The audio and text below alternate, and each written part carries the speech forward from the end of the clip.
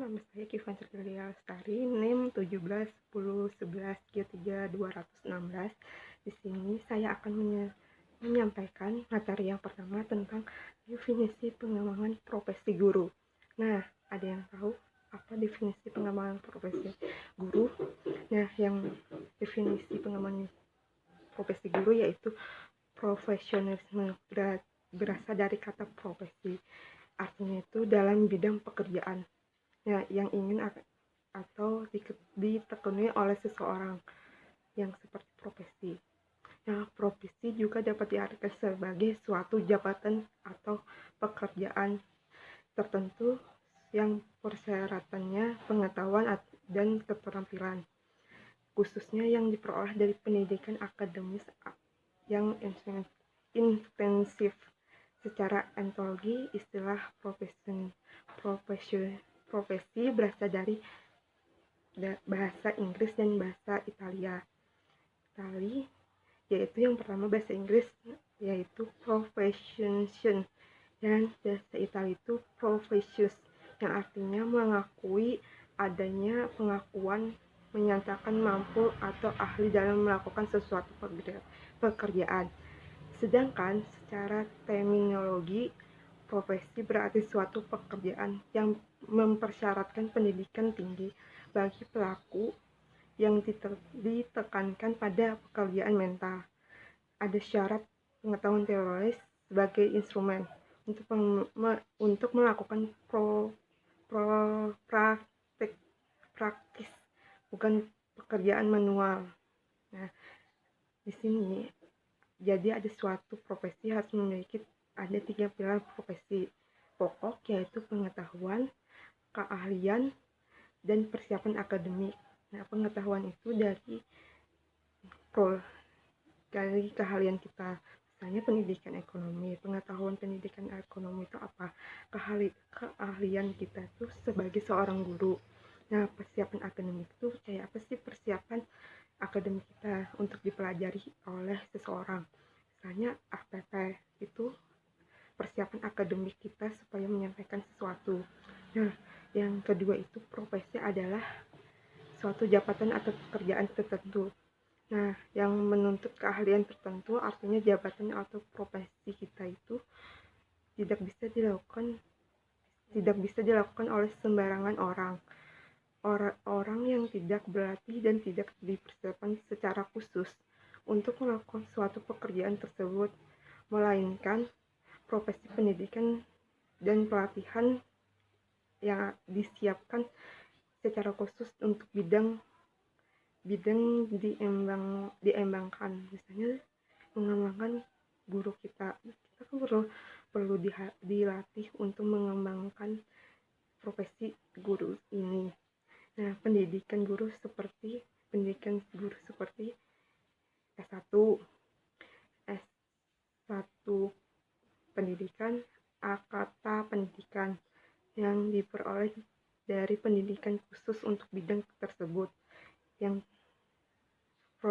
profesionalisme guru merupakan kondisi, arah, nilai, tujuan, dan kualitas, yaitu keahlian kewenangan dalam bidang pendidikan. Guru profesional adalah yang memiliki kompetensi yang mempersyaratkan. Pendidikan guru profesional adalah guru yang memiliki kompetensi yang disyaratkan untuk melakukan tugas pendidikan dan pembelajaran di dalam kurikulum, dalam mengembangkan kurikulum. Nah, guru adalah seorang pendidik, pembimbing, pelatih, dan pengembangan kurikulum. Yang pertama itu pendidikan.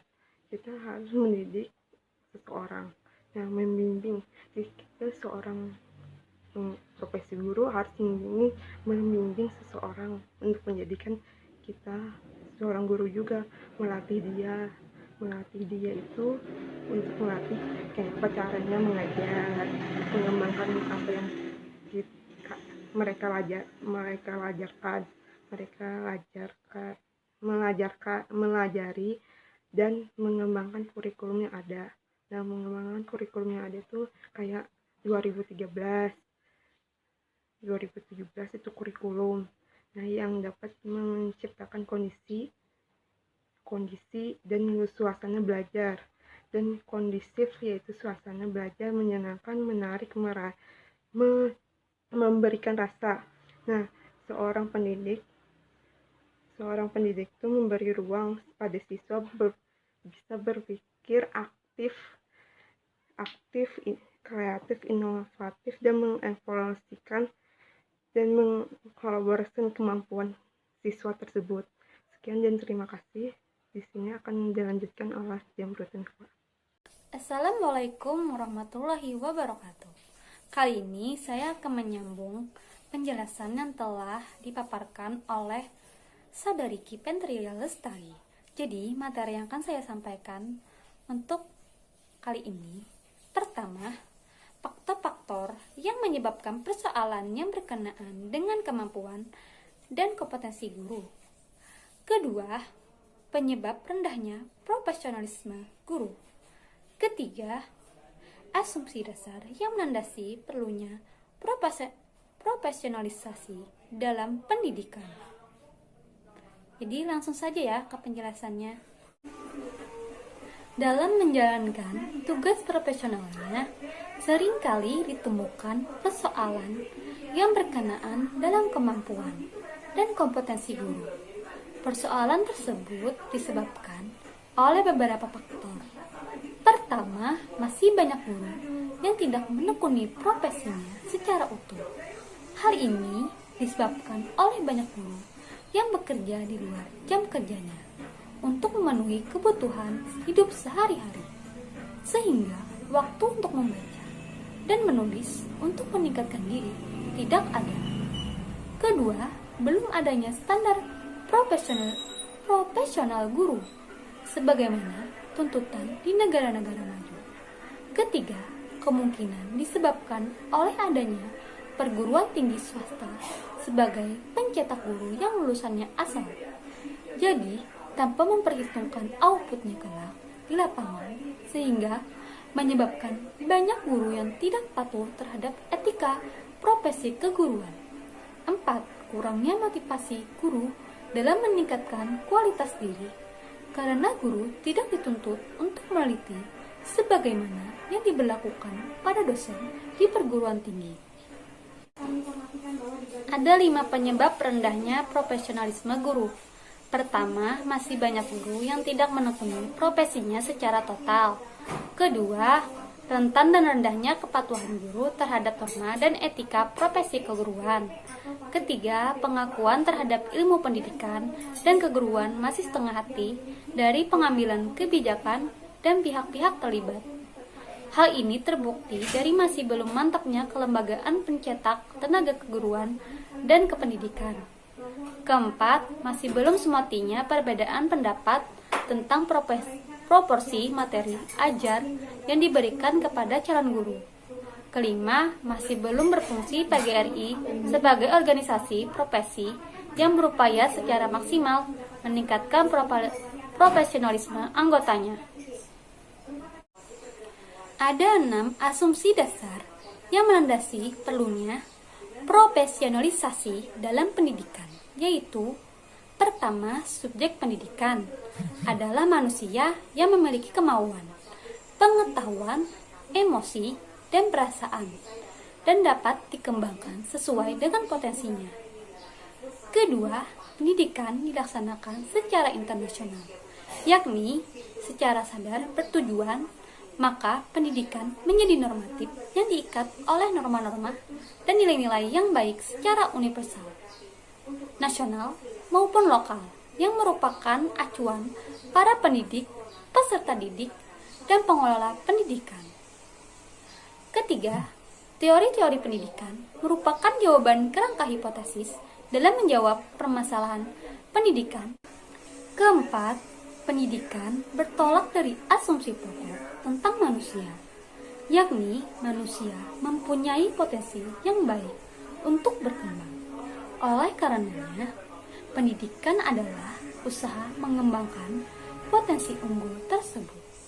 Kelima, inti pendidikan terjadi dalam proses, yakni situasi di mana terjadi dialog antara peserta didik dengan pendidik, yang kemungkinan peserta didik tumbuh ke arah yang dikehendaki oleh pendidik, agar selaras dengan nilai-nilai yang dijunjung tinggi masyarakat. Keenam, sering terjadi dilema antara tujuan utama pendidikan, yaitu menjadikan manusia sebagai manusia yang baik, atau dimensi intrinsik, dengan misi instrumental, yakni yang merupakan alat untuk perubahan atau mencapai sesuatu. Sekian penjelasan materi dari saya. Salah hilap mohon maaf. Assalamualaikum warahmatullahi wabarakatuh. Materi selanjutnya akan disampaikan oleh Saudari Soraya. Terima kasih. Di sini saya akan memaparkan materi selanjutnya, yaitu mengenai B. Urgensi pengembangan profesi guru. Tidak salah kiranya bahwa salah satu komponen pendukung bagi keberhasilan peningkatan mutu pendidikan di lembaga pendidikan Islam adalah profesionalisme guru. Keberhasilan guru profesional sangat ditentukan oleh banyak hal. Kemampuan dan keterampilan mengajar sangat perlu dimiliki. Pemahaman kurikulum dan penguasaan materi menjadi prioritas utama. Di samping mampu dan terampil di dalam metode mengajar dan mendayagunakan media pembelajaran, tak kalah pentingnya pemahaman yang sungguh-sungguh terhadap teknik evaluasi. Karena teknik evaluasi menjadi faktor penentu dalam menentukan keberhasilan proses pembelajaran.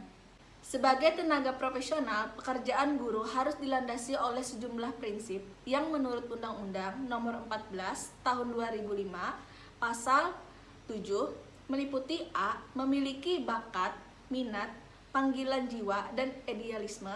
B. Memiliki komitmen untuk meningkatkan mutu pendidikan, keimanan, ketakwaan, dan akhlak mulia. Yang C. Memiliki kualifikasi akademik dan latar belakang pendidikan sesuai dengan bidang tugas. D. Memiliki kompetensi yang diperlukan sesuai dengan bidang tugas. Yang E. Memiliki tanggung jawab atas pelaksanaan tugas keprofesionalan. Yang F. Memperoleh penghasilan yang ditentukan sesuai dengan prestasi kerja. Yang G. Memiliki kesempatan untuk mengembangkan keprofesionalan secara berkelanjutan dengan belajar sepanjang hayat. Yang H. Memiliki jaminan perlindungan hukum dalam melaksanakan tugas keprofesionalan. Yang I. Memiliki organisasi, profesi yang mempunyai kewenangan mengatur hal-hal yang berkaitan dengan tugas keprofesionalan guru.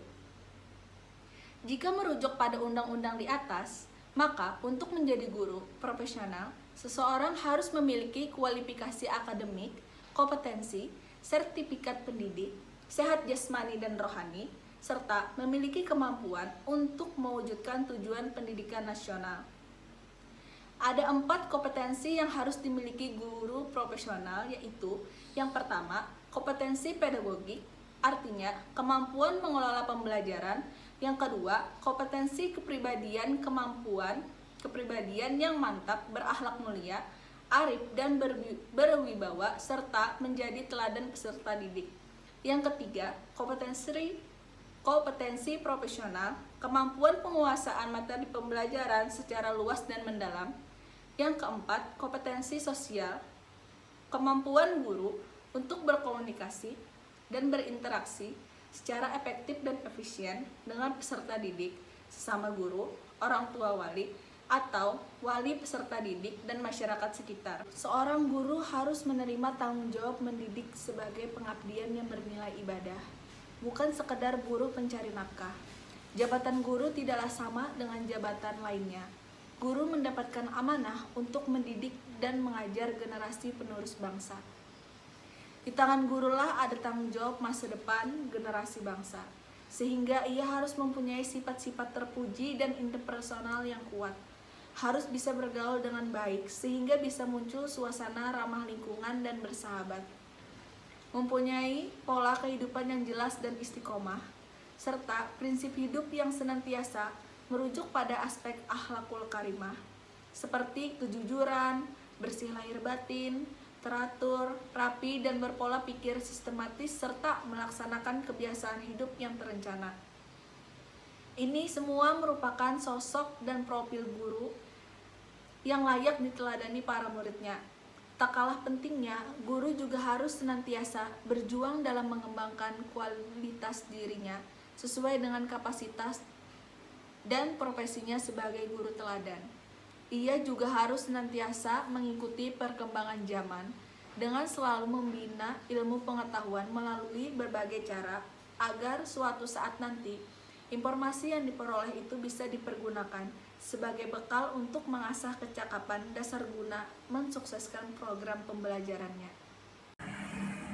Selanjutnya, reorientasi pengembangan profesi guru.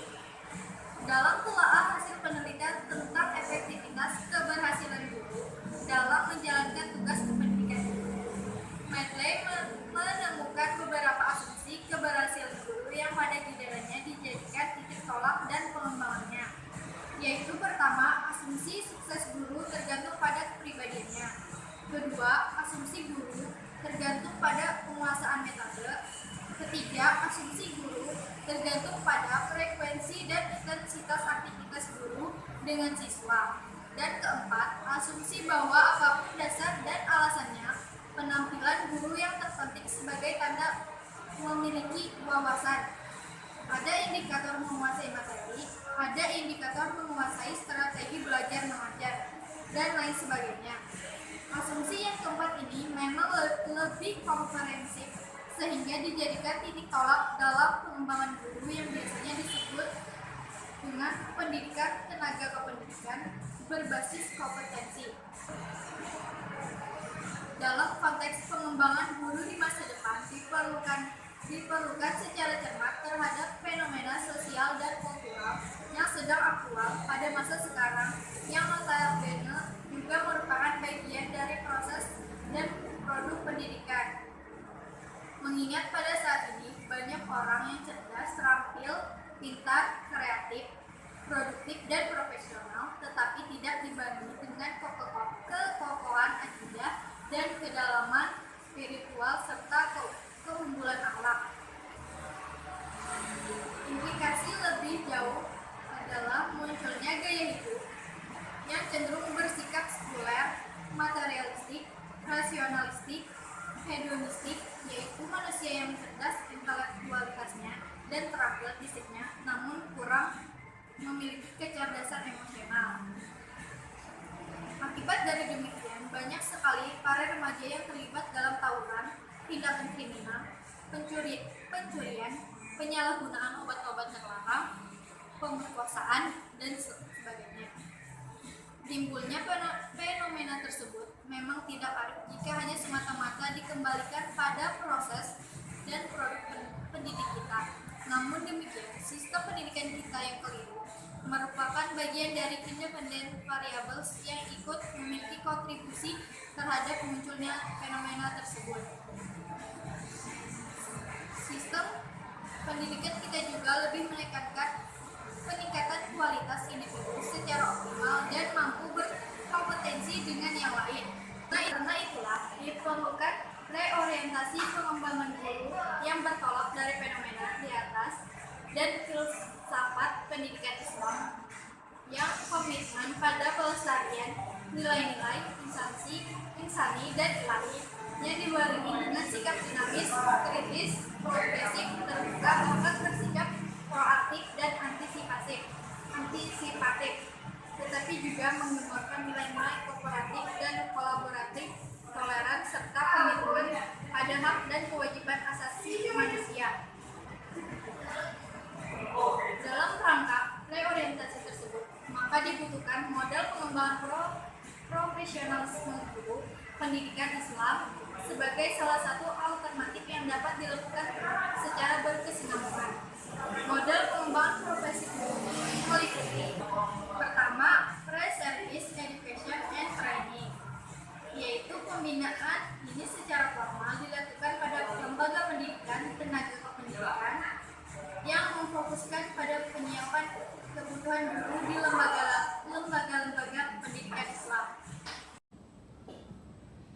Baiklah, yang kedua adalah in-service training, yaitu merupakan pola pengembangan guru dilaksanakan oleh lembaga pendidikan dan pelatihan khusus seperti Balai Diklat Keagamaan.